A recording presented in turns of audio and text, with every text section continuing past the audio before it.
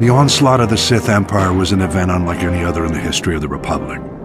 The Sith materialized from nowhere and launched an offensive of colossal proportions. Horrifying reports from the Outer Rim seemed to portend the utter destruction of the Republic.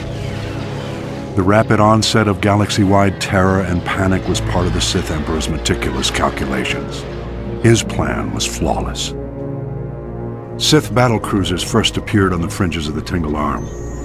Unaware of the ship's origins, we dispatched a diplomatic convoy with a small starfighter escort. The Emperor wanted us to witness the full might of his forces before he attacked. The diplomats had just enough time to transmit images back. Then they were annihilated. Immediately thereafter, the Sith began a full assault on the Republic allies in the Aparo sector, which fell before the Republic fleet even arrived.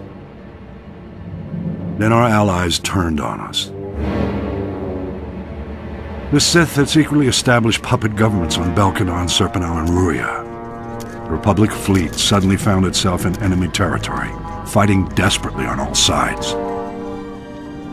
The Republic rallied every available ship to support the fleet, leaving only a handful of Jedi security ships to patrol Korriban. Regrettably, Korriban fell back into the enemy's hands without the Jedi Council even knowing about it. Overwhelmed and desperate, the Republic fleet scattered, fleeing from the Tingle Arm to avoid complete annihilation.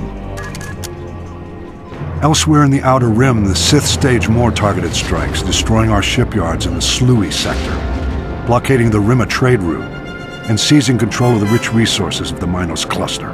Confused and in complete disarray, Republic forces were unable to respond. Republic leaders and members of the Jedi Council arranged an emergency meeting in the Senate to prioritize the galaxy's defense. But the session quickly became mired in politics. Irate senators stormed out in protest over decisions which left their representative sectors exposed to attack. Many of the Republic's diplomatic allies refused military support for the greater cause. It was every system for itself. This was perhaps the greatest genius of the Emperor's plot. He had turned the Republic against itself. While the Republic played politics, the Emperor used the time to reconfigure his forces for the long push into the galactic core. All might have been lost in those early years had individual Jedi Masters and Republic military leaders waited for the Senate's orders.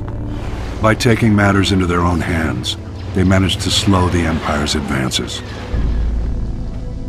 The attack of the Sith Empire was the most well-orchestrated and carefully coordinated military maneuver in the galaxy's history.